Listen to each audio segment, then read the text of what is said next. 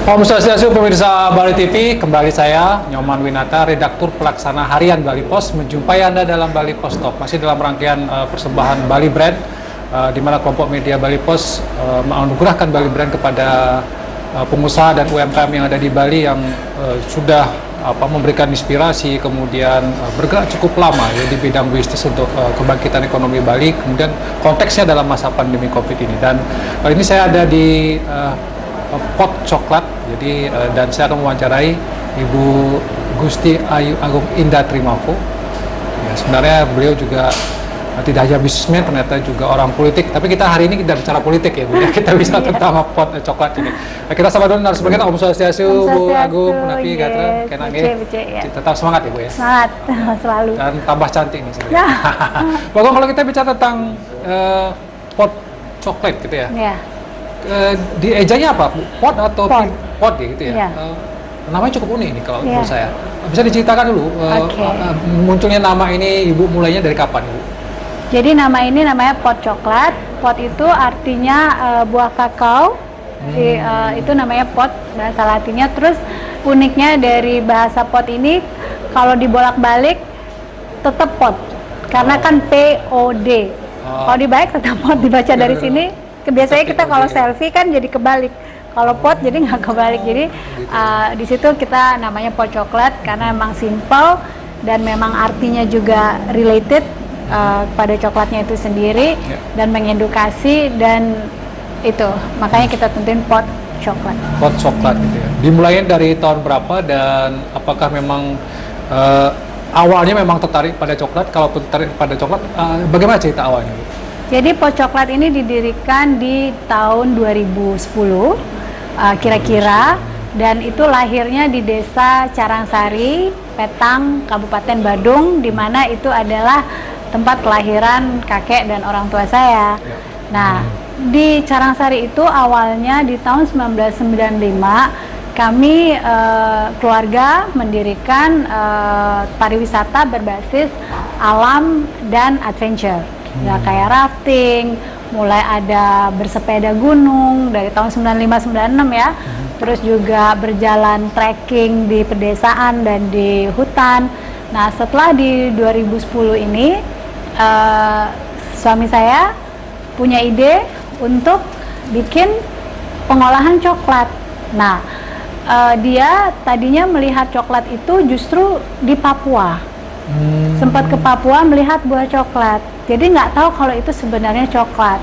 Dan dia cerita sama saya kalau lihat buah coklat, dan saya ketawa. Karena apa? Di Desa Carangsari sendiri kita dulu ada juga bekerja sama dengan Balai Konservasi BKSDA, ini menjadi rumah dari gajah-gajah kita untuk pariwisata dan juga sustainable.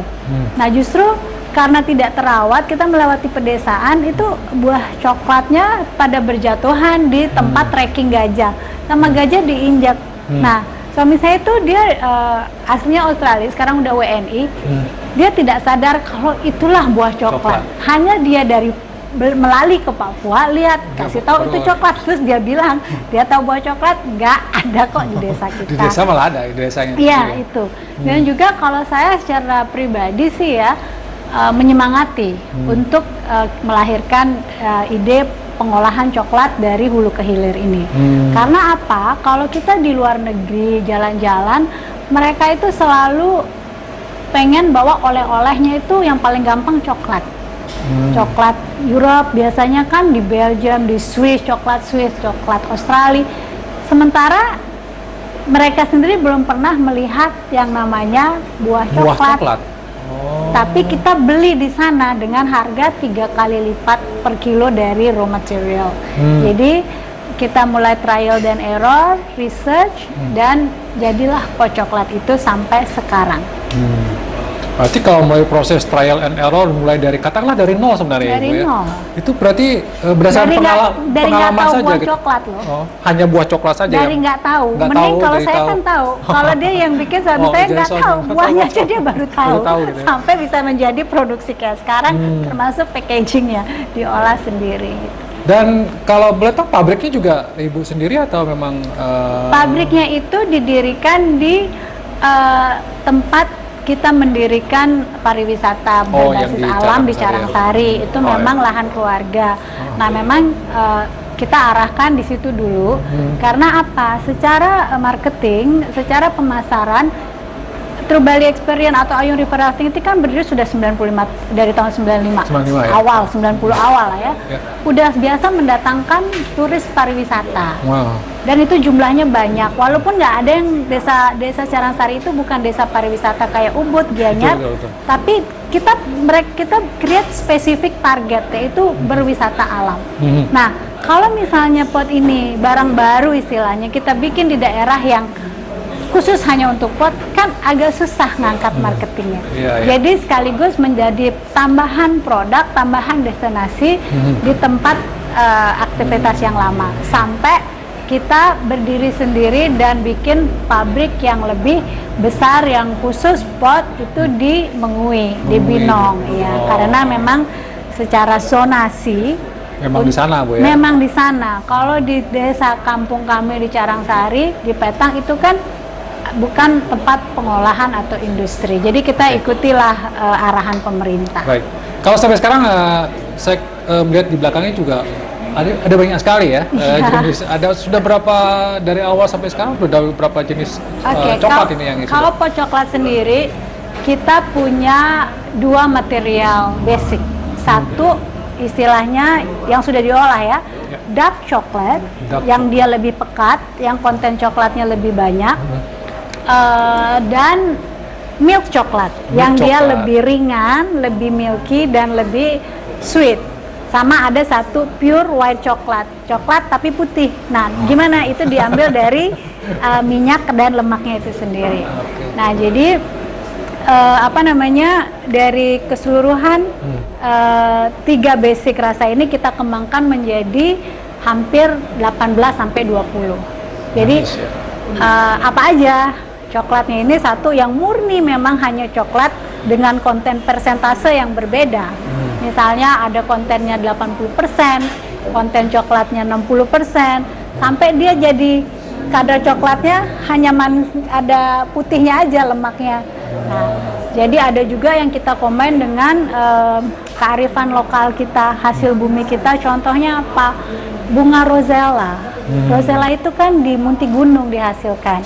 Ada pengembang untuk masyarakat agar yang di bawah garis kemiskinan yang biasanya dia beraktivitas menjadi gepeng itu diarahkan untuk menjadi menanam rosella. Iya, rosella dan beberapa kegiatan UMKM lain penghasil. Nah, kita pakai itu untuk membantu. Gitu. Jadi kita juga pakai kacang ya. Terus di belakang ini juga ini ada kelapa. Dari kelapa. Jadi hasil-hasil bumi kita. Nah, ini ada nih salted peanut, kacang asin ya, dan banyak lagi. Nah, yang menarik itu ada ini, orang Bali, orang Indonesia tuh kan suka rujak ya ibu-ibu. Ngebayang nggak sih rujak itu dikombinasi sama coklat? Hanya di pot ada coklat rujak nanas. Jadi kalau penasaran minta sama Bali TV. Ini coklat rasa rujak Nanas ya. Jadi manisan nanas yang udah dikeringkan dibungkus coklat dengan dibumbui agak pedas. Agak pedas ya? Ya, dan beberapa biji butir-butiran. Ya.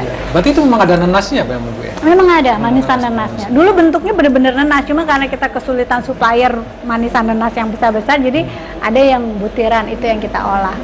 Gitu. Jadi itu bagian dari kreatif atau inovatifnya produk Bu ya untuk menjangkau lebih luas pasar gitu. Iya. Nah, kalau boleh tahu pasarnya kemana saja? Apakah hanya di lokal Bali atau sudah sampai keluar juga? Kalau kita pasar sih pure masih nasional. Masih nasional. Iya, masih nasional. Kita ada kayak sekarang nih di shop kita di Sanur. Yang awalnya kan kalau kita harus beli ke Carangsari jauh-jauh ya. Beli ke Carangsari jauh-jauh, terus sekarang udah ada di Mengui produksi besar. Sekarang kalau yang di perkotaan yang nggak sempat ke utara, dia bisa beli di Denpasar City. Yang kalau nggak sempet juga nih, nggak sempet kemana-mana, ya udah nggak ketinggalan kok, ada di airport. Ada di airport juga. Dan lewat pemasaran media sosial juga ada Bu.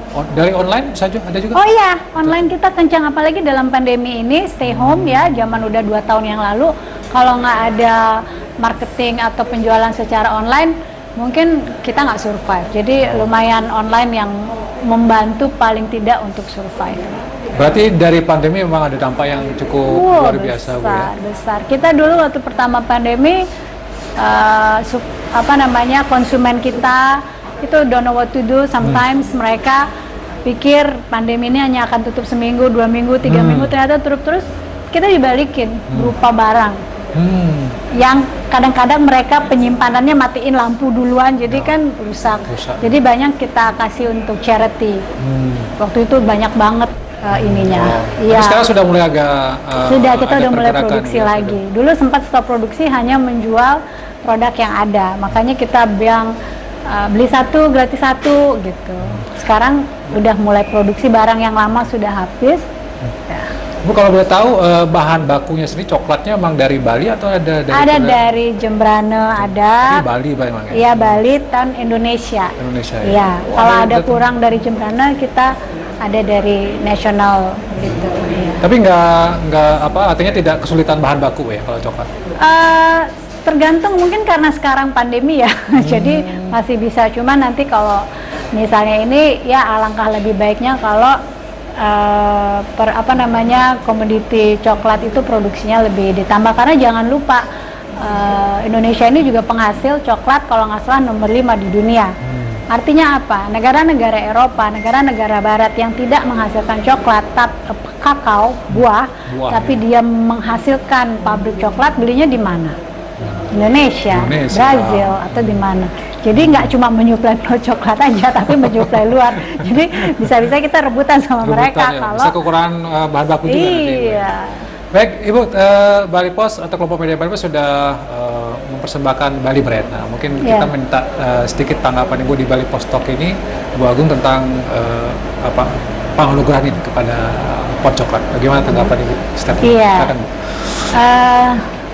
Dengan kami, dengan keberadaan Bali Brand ini, dan untuk pot coklat diberikan kepercayaan untuk mendapatkan salah satu dari award dari Bali Post Group di bawah kepemimpinan Pak Satria Narada, senior kami sangat mengapresiasi setinggi-tingginya, karena ini akan menjadi salah satu motivasi kami dan juga menambah kredibilitas dari produk kami, bahwa sebuah media group yang sudah ternama, Bali Post gitu ya, di zaman dulu sudah ada, memberikan kami sebuah award yang artinya award itu pastinya sudah sangat legitimasinya lumayan bisa diberikan kredibilitas yang tinggi. Jadi saya mengucapkan sekali lagi atas nama seluruh tim Pot Coklat Bali, berterima kasih kepada Bali Post Media Group yang telah memberikan kami Bali Brand Award. Ya. Baik, terima kasih Bu Agung atas waktunya. Mudah-mudahan terus bergerak dan kita bangkit dari pandemi, Bu Agung ya.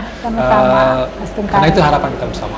Baik, Pot Coklat tetap sukses ke depan. Ya, sukses juga buat Bali Post Media. Terima kasih, Bu. Dan demikian pemirsa Bali TV, Bali Post Talk kali ini. Tentu kita sekali lagi berharap pandemi segera berlalu, kita tetap semangat berproduksi di tengah pandemi COVID ini, dan semoga program Bali Post Talk ini menginspirasi kita, dan terutama juga Bali Brand menginspirasi kita semua untuk segera bangkit dari pandemi. Oke, terima kasih. Saya tutup Bali Post Talk ini dengan Promo Santi. Om Santi Santi Santi. Sampai jumpa.